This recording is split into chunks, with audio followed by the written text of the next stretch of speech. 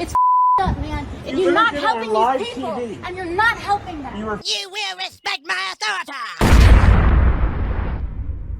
So AOC was confronted by some of her very own people from her side of the fence, and she's incredulous about what is expected of her. Yes, the word police have now come for her. If you can't say it, just say it. Then just say it's a genocide. Just say it. Say a word. That's it. That's all we want you to say. Before we get started, as always, I don't care how you vote. This is not political. It's only body language. Let's get going. Refuse to call it a genocide in front of everyone. I need you to understand that this is not okay. It's not okay that there's a genocide happening. You're not actively against it. You're lying. First thing you notice is the sand pinch gesture.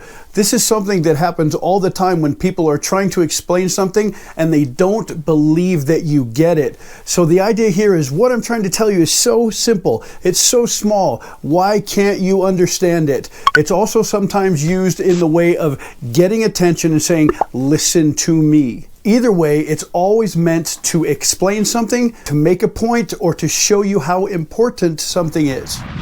Now in this next one, you're going to see her whirl around and come after somebody, and instead of using this gesture, she's going to turn it over like this. This is a different type of a gesture. This is a don't you get it? We can't call it a genocide. How do you say that? We're not lying. We're not lying. You've been saying it in interviews. It's insane. But also pay attention to how she leans in.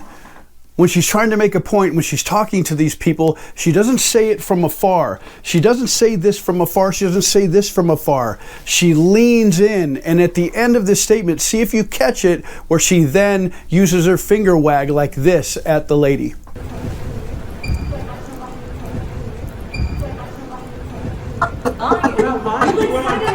It's insane. The big deal here, before we continue, is these are people that are on the same side of the fence as she is politically, so it's difficult for her to understand. That's why I said she's incredulous.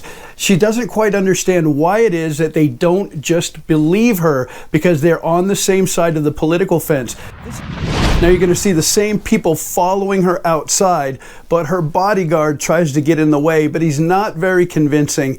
He says, "Stop, okay? Stop." Just a word of caution here. If you're ever trying to be imposing, you don't say okay, because when you say okay, what you're signaling is weakness. You don't say, listen to me, okay? Because when you say okay, you're waiting for the other person to acquiesce to your request. So this guy, although he may be a good friend of hers and he may be useful at some times, is completely useless in this situation. Stop. Okay? Stop. We're not doing anything. We're just talking to an elected public official. That's all we're doing. Three things that are coming up in this next clip. They go very quickly, so I want you to catch them. The first thing that she does is when one of the people go around AOC to get in front of her with their camera, at this point, she's disgusted, she's out of patience, and when the person comes around in front and points the camera at her, she does the gesture with her face where she looks away like, I can't believe this. So that's number one. The second thing I want you to see is immediately afterwards, she tries to take control and she claps her hands really loud. Do you have any comments? This is a startle measure. This is something you do when children are acting out and you want to shock them or startle them into giving you attention. And she does that here. The last thing I want you to watch for is that she's going to take both of her hands and raise them. Comments? Cut it and you're... One hand is you're trying to make a point. Two hands, no matter what you're doing, whether it's fingers, whether it's a gesture, means you're really trying to make a point. It's the strongest measure you can do without adding noises or facial expressions to it. Do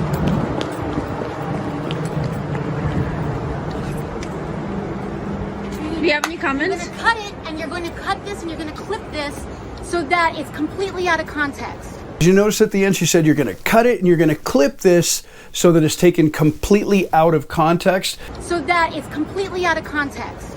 This is called wiping away. And what she's trying to signify here is she's afraid that these folks are going to do some editing, which anyone can do. And in that edit, she's worried that she's going to come across as not taking her party line. And that's why she does the wipe it away. This isn't quite the throwaway gesture. We'll see that in a minute. The wipe away is where she's saying, you're going to take everything that I've done, you're going to take the meaning that I put behind it, and you're going to change it with your editing, thus wiping away everything that I said.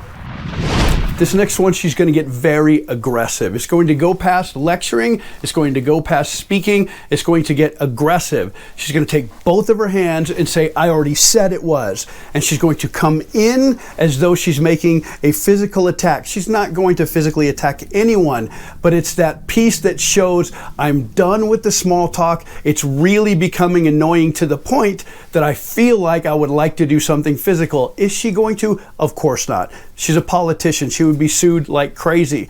But you can see her lose her temper as she really goes for the aggressive stance. I already said that it was, and y'all are just gonna pretend that it wasn't over and over again.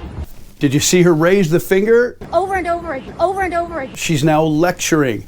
I'll show you what this looks like. Now, do you see the finger up? And do you see the chin up? The chin up is arrogance, and the finger up, and this is lecturing. This is what you do to children that don't listen to you.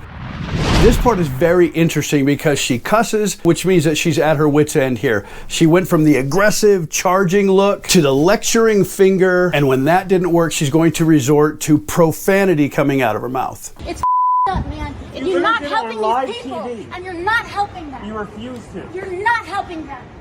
It's also very important that you catch this nuance. She points at the guy asking the questions and does the baton gesture. You are not helping. And then when she says these people, she turns toward the camera that's over here and says, you are not helping these people. It's up, man. And you're not helping these people, and you're not helping them. Because she's trying to make sure that she looks the best on the camera. When she was excoriating the man with the baton gesture, and a baton gesture is like the Bill Clinton. You're pointing at something, it's like a baton. But in this way, it's almost like a rod that you want to beat somebody with. Her finger is out as she says, you're not helping these people. Again, looking at the camera that she clearly wants to be the audience that she's speaking to. It's up, man. And you're not helping these people, and you're not helping them. You refuse to. You're not helping them. I've done For my ego, I have been and I've been slammed to the ground by. So as you can see, even politicians get really fed up, especially when they're not listened to. This is a person that feels very entitled because of her position and the respect that she feels that she should be getting simply because of her position. And she's also concerned that these people are clearly on the same side of the political fence as her, and they won't simply listen to her. There is so much going on this week. I got several more videos coming out, guys. So if you are here and you are still with me, click on one of these other videos, and I will see you guys very soon in the next video.